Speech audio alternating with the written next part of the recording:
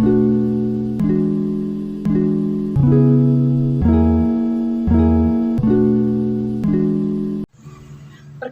nama saya Tutur Sinurat, NIM 210306134 dari Prodi Peternakan kelas B, Fakultas Pertanian Universitas Sumatera Utara.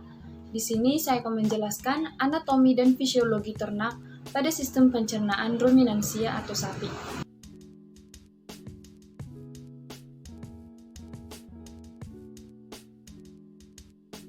Sistem traktus digestivus pada ruminansia. Yang pertama yaitu mulut. Di mulut terdapat dentis atau gigi yang berfungsi untuk memotong makanan, dan pada mulut akan terjadi pengunyahan makanan. Setelah itu, esofagus. Esofagus merupakan tempat penyaluran makanan dari mulut menuju ke rumen. Rumen merupakan tempat penyimpanan sementara makanan. Retikulum, tempat pencampuran makanan agar menjadi gumpalan-gumpalan kasar yang disebut juga dengan bolus. Dan omasum, omasum berfungsi sebagai tempat penyerapan air, asam lemak tertentu, dan natrium. Selanjutnya, abomasum. Abomasum berfungsi sebagai pencernaan secara kimiawi yang dibantu dengan enzim. Selanjutnya, intestinum tenue atau usus halus. Usus halus berfungsi untuk menyerap sari-sari makanan. Dan selanjutnya, intestinum crassum atau usus besar, yang berfungsi untuk menyerap air dan juga sebagai pembusukan makanan untuk menjadi feses. Dan rektum merupakan tempat penyimpanan sementara kotoran atau feses sebelum dikeluarkannya melalui anus. Dan anus merupakan tempat keluarnya kotoran atau feses.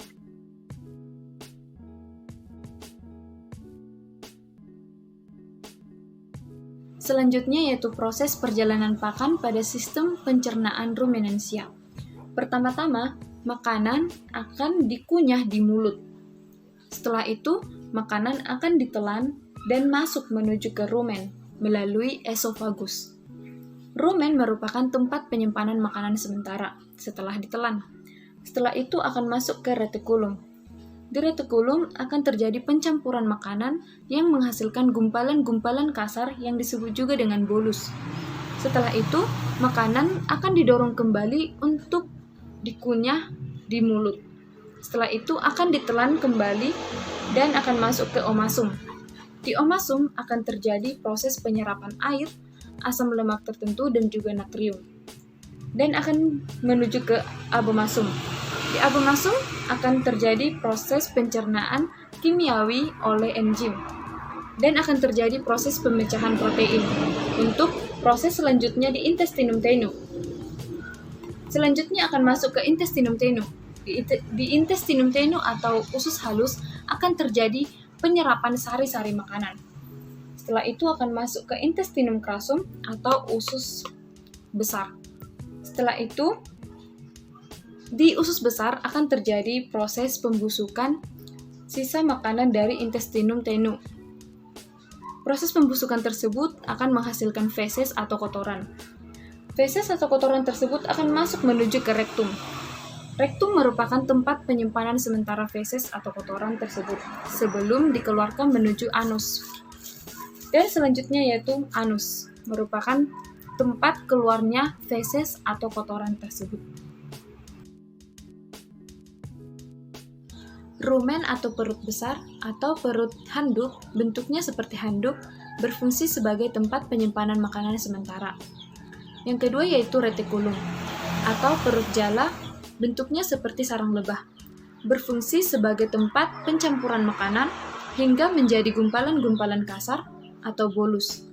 Retikulum juga berfungsi sebagai tempat fermentasi makanan. Yang ketiga yaitu omasum atau perut buku, bentuknya berlembar-lembar, berfungsi sebagai tempat untuk menghaluskan makanan kembali dan juga berfungsi sebagai penyerapan kadar air. Yang keempat yaitu abomasum atau perut sejati atau perut sebenarnya, berfungsi sebagai tempat pencernaan secara kimiawi oleh enzim dan makanan dicerna dengan menggunakan enzim pepsin.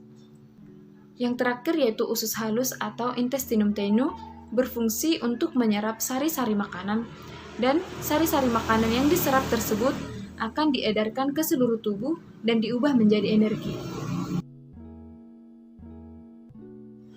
Yang pertama yaitu Bacteroides succinogenes yang berfungsi untuk menghasilkan enzim selulase untuk menghidrolisis selulosa. Yang kedua yaitu Bacteroides amylopilus yang berfungsi untuk mencerna amilum atau pati. Yang ketiga yaitu Ruminococcus sp yang berfungsi untuk mencerna hemiselulosa. Yang keempat yaitu Streptococcus bovis yang berfungsi untuk mencerna amilum. Yang kelima yaitu Ruminobacter amylopilus yang berfungsi untuk perombak protein. Yang keenam yaitu Chelonomonas ruminantium yang berfungsi untuk pencerna gula. Yang ketujuh yaitu Methanobacterium yang berfungsi untuk pembusukan sampah dan kotoran hewan ternak menjadi gas metana.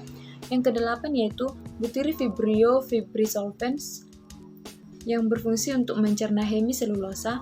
Yang kesembilan yaitu Ruminococcus albus yang berfungsi untuk menghasilkan enzim selulase untuk menghidrolisis selulosa. Yang ke-10 yaitu Lactobacillus ruminus yang berfungsi untuk memfermentasikan gula.